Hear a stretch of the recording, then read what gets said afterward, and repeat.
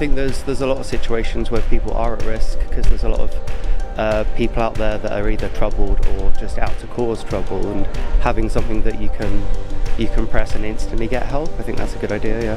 Her employer didn't want to get, security cameras and stuff like that, so she felt super unsafe every night, and eventually she quit it because she felt threatened. My daughter-in-laws kind of have tactics when they're walking alone, like, they'll pretend to be talking to somebody on a mobile phone or something like that, so that they appear to be kind of in contact with somebody.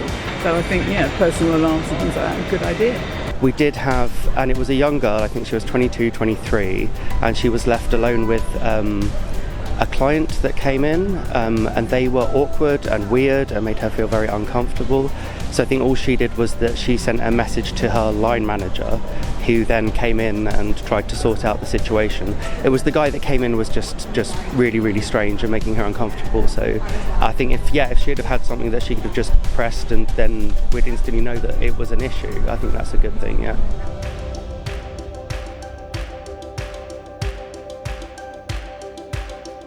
In the past, a lone worker was always considered to be an individual that works unsupervised for a period of time during their working week.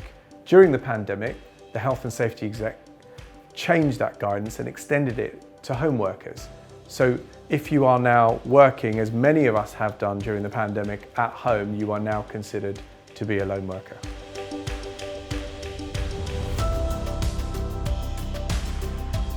So now that home workers are considered as lone workers under Health and Safety Executive's guidance, that means that the place of work extends to an individual's home. So as an employer, you need to ensure that that place of work is safe. You also need to make sure, for example, that if an incident happens to that employee whilst they're working at home alone, they have the ability to raise an alarm back to someone who runs a specific alarm receiving centre, or perhaps back to their manager.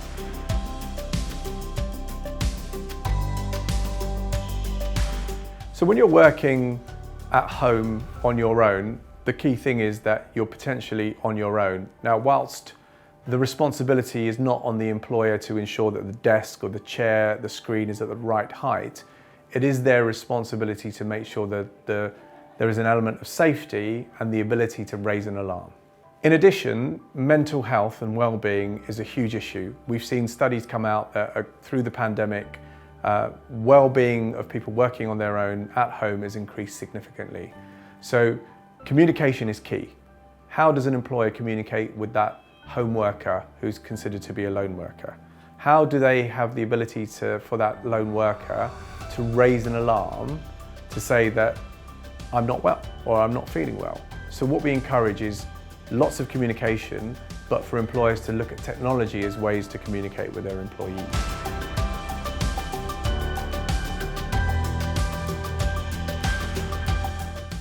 So what employers need to do is look at a number of providers of services that could help assist them with checking in on the well-being of their employees. They can also provide services which will allow employees to raise an alarm if a situation occurs at home which has an impact on their safety. There may be a slip, a trip or a fall, for example, and they need to be able to raise an alarm to say that they can't move, whilst then this could happen during the working day.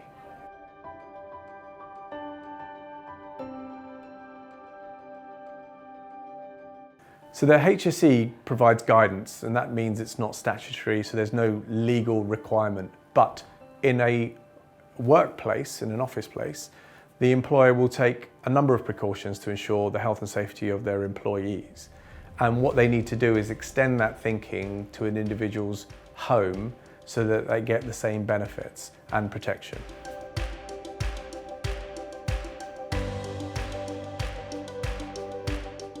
Liability is a very difficult area, and it's not necessarily about addressing the liability question for an employer. I think it's more about being a good employer and showing that you have the duty of care to look after your employees.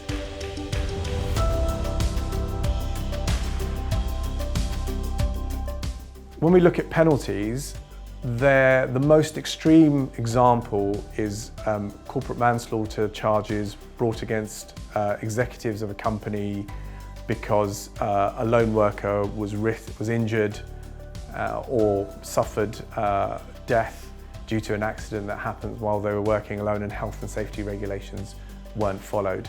Those are thankfully few and far between, and we're not talking about implications such as that.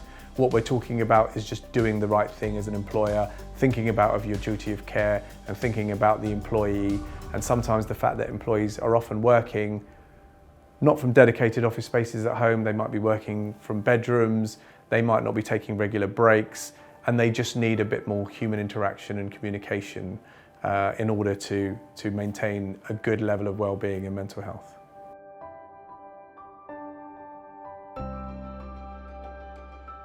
When thinking about advice and what employers should do, there are a number of guides out there and checklists in order to make sure that you are doing the right things for your employees. I would encourage employers to look at the health and safety execs guidance. I'd encourage employers to look at companies such as Peoplesafe, look at our website where there's a number of guides and checklists in order to make sure that you're fulfilling your obligations, but as I repeat and keep saying, is that you are keeping your employees safe.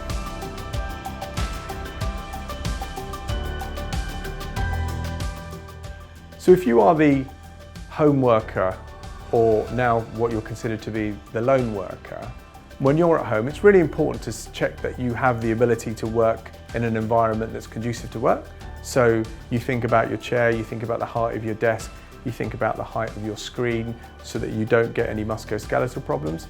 You think about taking regular breaks. You think about the fact that you need to communicate with individuals so that you don't start to feel lonely, anxiety, and depressed. And it's really important that if you are concerned about any parts of that you speak to your employer and talk to them about it and say, I need some help around these certain areas.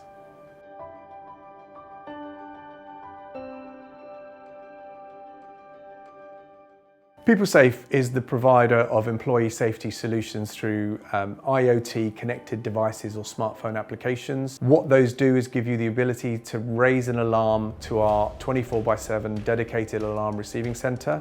So in the event of verbal abuse or physical abuse, you have the ability to raise an alarm. There's a panic button on the device and there's the ability to shake your phone to discreetly raise an alarm.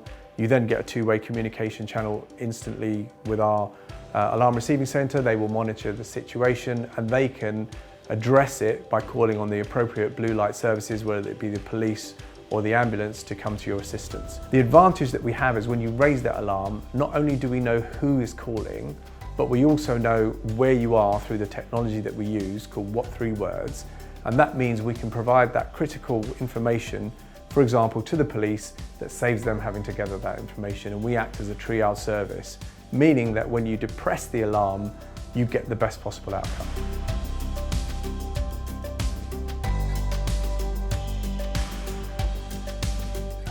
As the return to work now starts to increase, it's important that employers remember what their duty of care was to those employees in the workplace once again.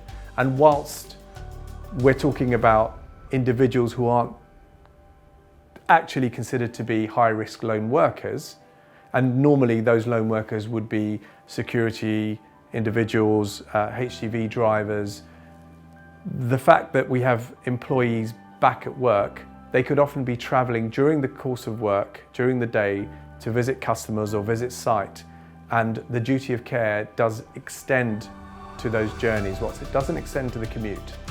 In addition, a number of people work late or work shifts, and therefore they might be travelling late at night, having to walk home from a station. They may be having to walk to a dimly lit car park in order to get to their car. What if an incident happened at that point? What do as an employer do to give that employee the ability to raise an alarm?